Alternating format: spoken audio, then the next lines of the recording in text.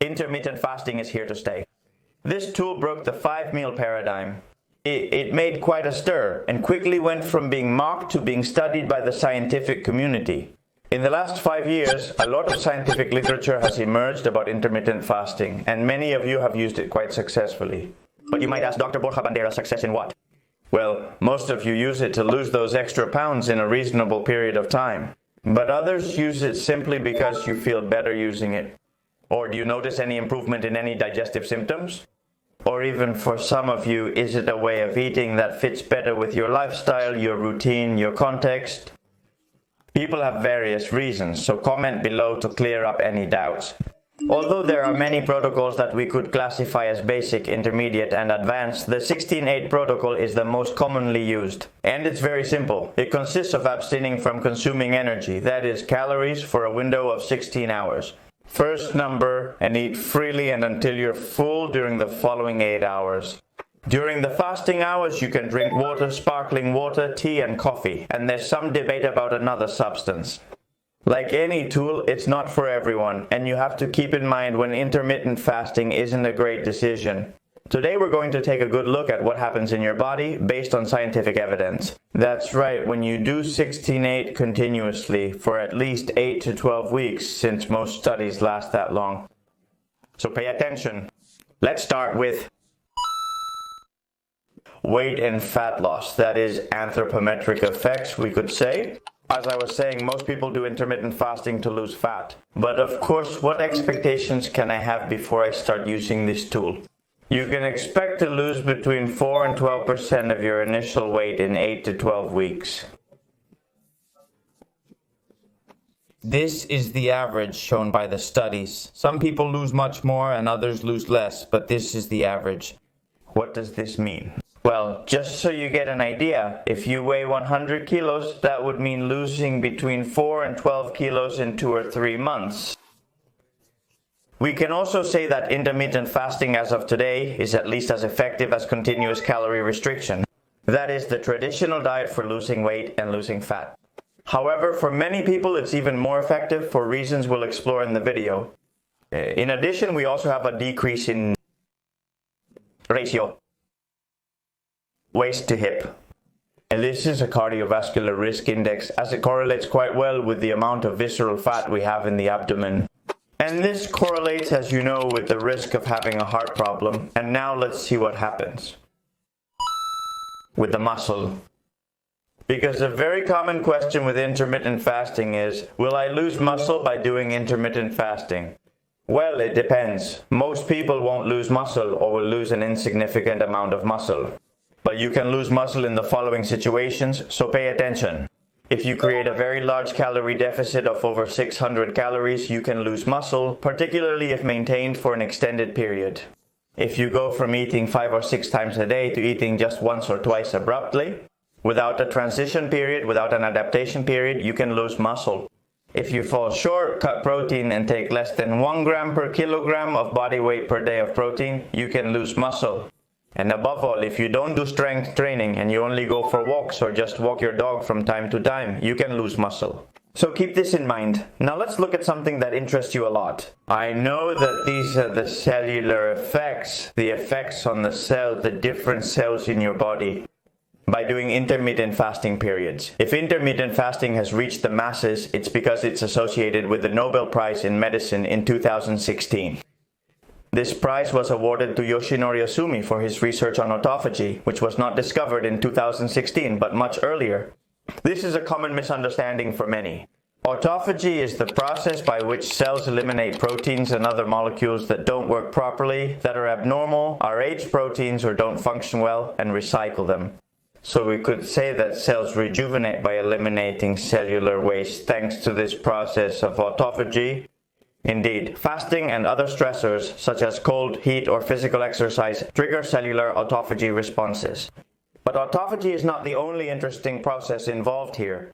It seems that fasting is also involved in maintaining something called proteostasis, which is something like the quality control mechanism for the proteins your cells have.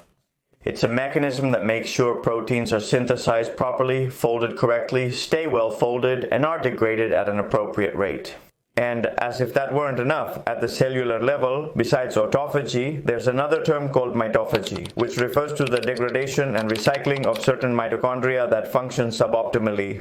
Now let's talk about something that's rarely discussed when we talk about intermittent fasting, but is crucial, and that's the psychological effects.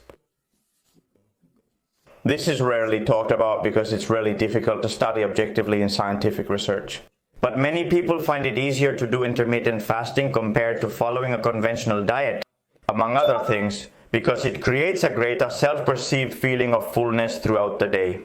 Especially, as we see in this study, when the eating window is early, meaning you eat during the day and fast during the evening and night. A common question is whether intermittent fasting facilitates eating disorders. Well, in the only study that analyzes eating behavior patterns with intermittent fasting, it doesn't seem that intermittent fasting causes or facilitates body dysmorphia or eating disorders. As mentioned initially, this is highly individualized and exceptionally challenging to ascertain through scientific research. So whenever there is an underlying eating disorder or a history of eating disorders, we need to be careful with this tool. Something that those of you who practice intermittent fasting really appreciate is that the number of decisions you have to make about food is greatly reduced. Since intermittent fasting simplifies everything, now you don't eat and then you eat until you're satisfied with what you need to eat. Not everything is allowed, of course. Simplifying decisions is freeing and satisfying. We're still discussing the fifth and also crucial point, hormones. Changes we'll see with intermittent fasting. There will be a slight increase in the hormone adiponectin, a hormone secreted by adipose tissue that increases insulin sensitivity. Similarly, we previously discussed satiety. Well, there is a decrease in the hormone ghrelin. It's a hormone that increases appetite. That's why people who practice intermittent fasting feel fuller throughout the day. And it seems that there may be a slight decrease in testosterone in some studies, although the findings are really unreliable because they usually occur when there is a large caloric deficit. And therefore, it makes us think that this slight decrease in testosterone is more likely due to the caloric deficit caused by intermittent fasting. In any case, I go back to what I said before. If you don't want to lose muscle, if you don't want to see a negative impact on your hormones, don't do very large caloric deficits, which can happen with some intermittent fasting protocols. Another important hormone, insulin, there is a decrease in insulinemia, the level of insulin in the blood. And this is relevant for people with chronic hyperinsulinemia, such as type 2 diabetics, people with obesity, people with insulin resistance. And speaking of the latter, there is a significant increase in insulin sensitivity, which is the opposite of insulin resistance. Intermittent fasting is beneficial for individuals with obesity, metabolic syndrome, type 2 diabetes, or prediabetes. Let's talk precisely about this now. Let's dive deeper into the metabolic effects.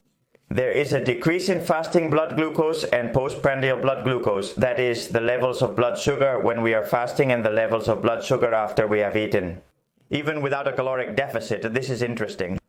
There's a slight increase in high-density lipoprotein cholesterol, which is considered the good cholesterol, and a slight or moderate decrease in glycated hemoglobin.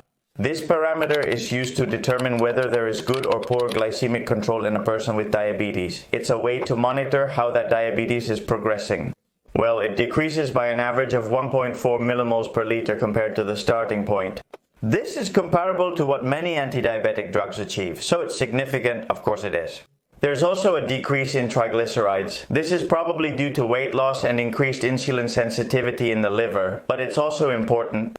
And regarding the basal metabolic rate, does your metabolism slow down or not? Well, it seems that the basal metabolic rate is not altered. When we do these types of intermittent fasting protocols, which don't go beyond 16, 18, or 20 hours, that is, there is a maintenance of the basal metabolic rate, and you shouldn't worry about whether your metabolism will be affected or slowed down by doing intermittent fasting. What about you guys? There are other elements we could mention, like athletic performance, microbiota, cardiovascular effects, chronic inflammation, and effects on the central nervous system. If you want, we can discuss them in another video, because this one is already getting quite long. Thanks for staying until the end. See you soon, big hug, and let's keep empowering each other.